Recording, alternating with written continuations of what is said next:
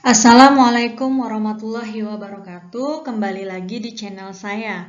Kali ini saya ingin membahas tugas kedua saya di agenda kedua Latsar CPNS tahun 2021, di mana ini adalah materi sambungan dari nilai-nilai dasar yang harus dimiliki oleh CPNS. Kali ini saya ingin membahas tentang komitmen mutu dan juga anti korupsi. Sebelumnya,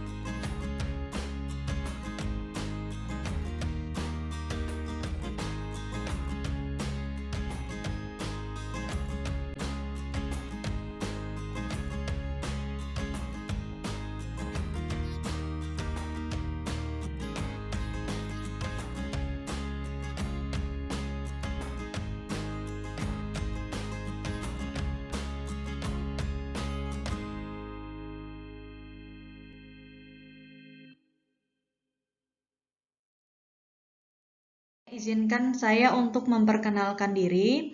Nama saya Indah Purwanti, jabatan Analis Perencanaan dan Kerjasama, Unit Kerja Kantor Pertanahan Kota Balikpapan, Kementerian Agraria dan Tata Ruang Badan Pertanahan Nasional.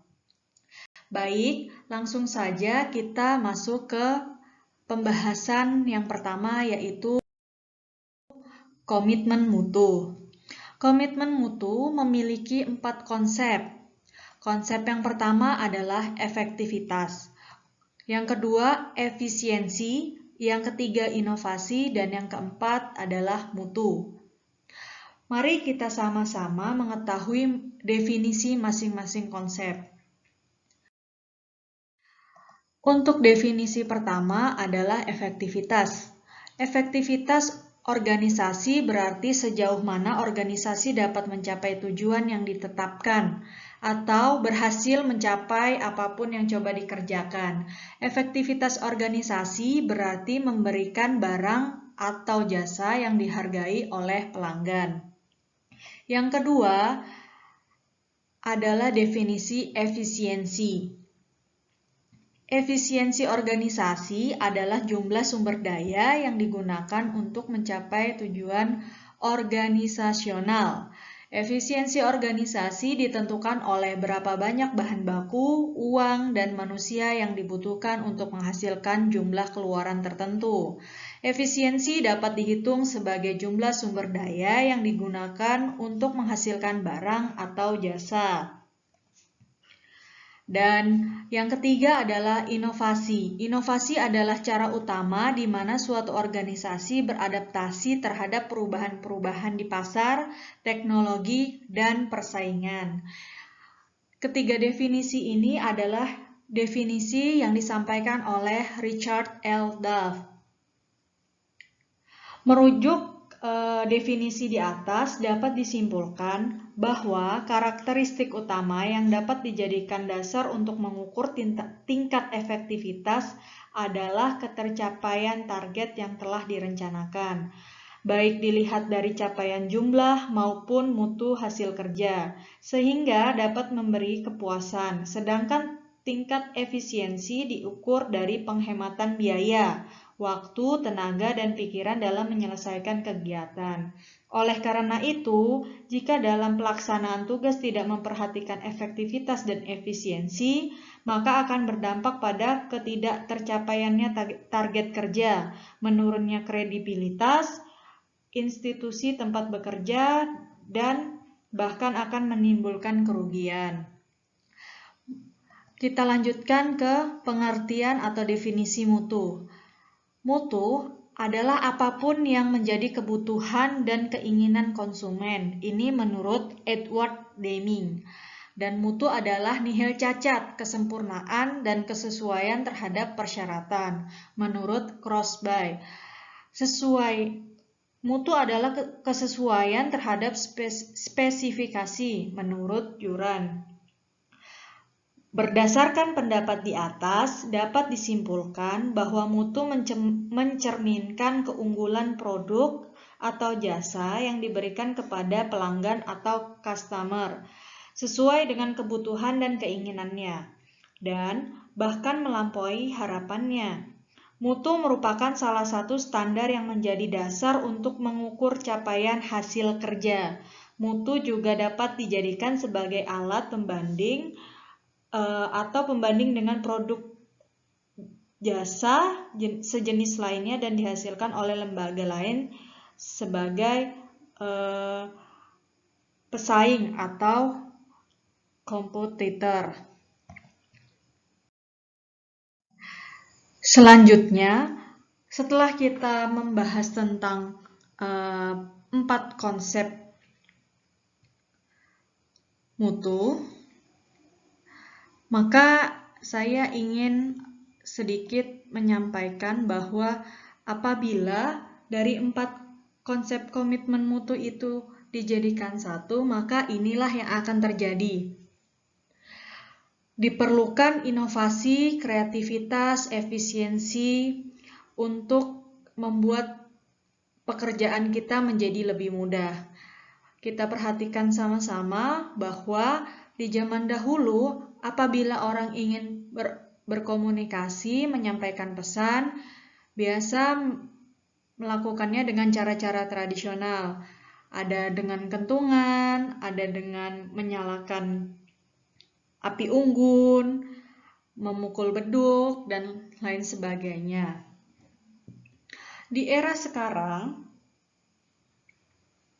penyampaian pesan menjadi lebih mudah, di mana saat ini sudah ada yang namanya jaringan telekomunikasi berupa handphone, telepon, dan lain-lain. Nah, ini adalah hasil dari efektivitas, efisiensi, inovasi, dan juga mutu, di mana hasil ini dapat kita nikmati untuk mempermudah pekerjaan kita sehari-hari. Apalagi saat ini kita hidup di era 4.0, di mana semua sudah serba digital. Dari mulai peralatan elektroniknya sampai aplikasi yang kita gunakan sehari-hari. Seperti layanan informasi, berita, itu kanal-kanalnya tidak lagi menggunakan koran, tetapi sudah bisa lewat digital seperti itu. Nah, ini adalah nilai dasar dari orientasi mutu. Yang pertama adalah komitmen pada kepuasan customer. Yang kedua, cepat, tepat, ramah. Yang ketiga, melayani dengan hati. Yang keempat, melindungi dan mengayomi. Yang kelima adalah perbaikan berkelanjutan. Apabila dikaitkan dengan profesi kita sebagai seorang pelayan di pemerintahan, ini adalah salah satu bekal untuk kita melayani masyarakat, di mana kita harus menjaga komitmen kita kepada kepuasan pelanggan atau masyarakat itu sendiri. Kita juga harus bersikap cepat, tepat, dan juga ramah. Selain itu, dalam melayani, kita harus melayani dengan hati, yang mana ini akan menjaga emosi kita agar melayani dengan sepenuh hati. Selanjutnya adalah melindungi dan mengayomi. Di sini kita wajib melindungi masyarakat atau customer kita ketika kita melayani, di mana melindungi ini termasuk dari data-data pribadi yang dimiliki oleh masyarakat itu sendiri.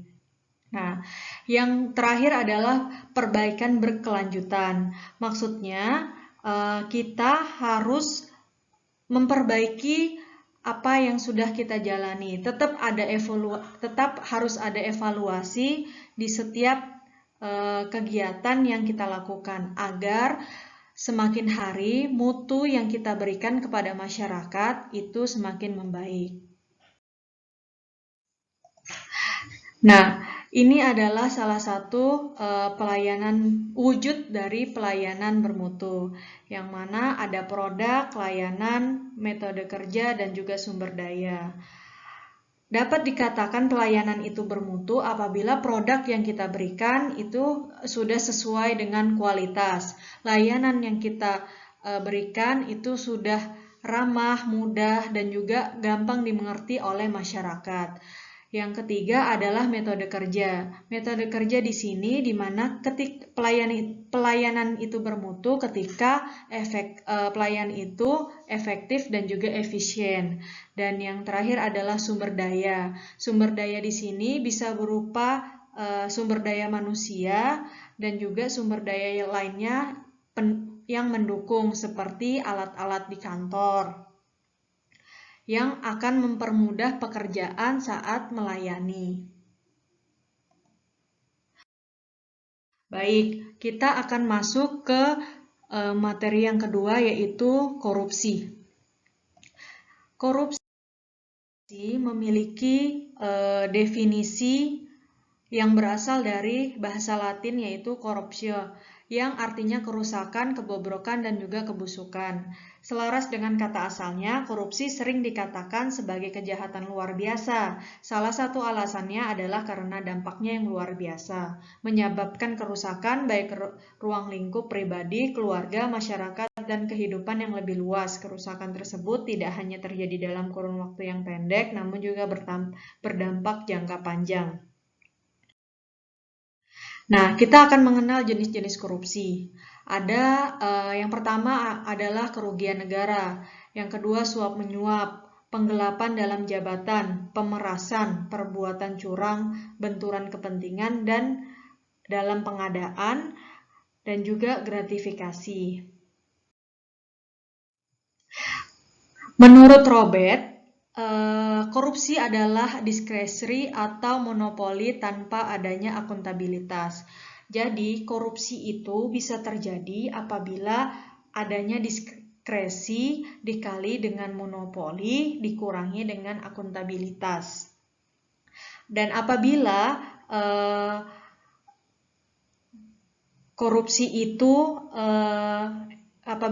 korupsi sama dengan diskresi kali monopoli plus akuntabilitas, maka kecil kemungkinan korupsi itu akan terjadi. Akuntabilitas di sini adalah rasa tanggung jawab atau pertanggungjawaban terhadap apa yang sudah dikerjakan. Nah, penyebab korupsi menurut Badan Pengawas Keuangan dan Pembangunan Republik Indonesia ada 4. Yang pertama, aspek individu pelaku korupsi. Yang kedua, aspek organisasi. Yang ketiga, aspek masyarakat, tempat individu dan organisasi berada. Yang keempat, sistem yang buruk.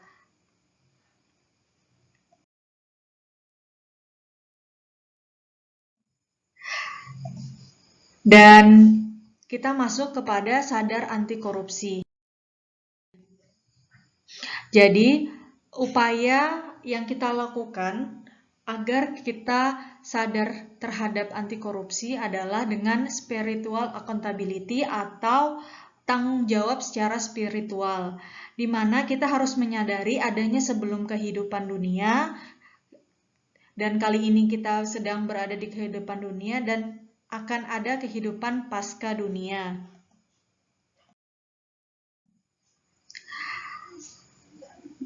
Selain itu, ada nilai-nilai dasar anti korupsi. Yang pertama, jujur. Kita harus jujur terhadap apapun yang kita kerjakan. Yang kedua adalah peduli. Kita harus peduli dengan sesama. Yang ketiga, mandiri. Yang keempat, disiplin, baik disiplin waktu maupun disiplin hal-hal lainnya. Yang kelima adalah tanggung jawab, yang keenam kerja keras, yang ketujuh sederhana, yang ke-8 berani, dan yang ke-9 adil. Baik, itu saja intisari yang bisa saya sampaikan. Apabila banyak kekurangan mohon dimaafkan. Akhir kata, wassalamualaikum warahmatullahi wabarakatuh.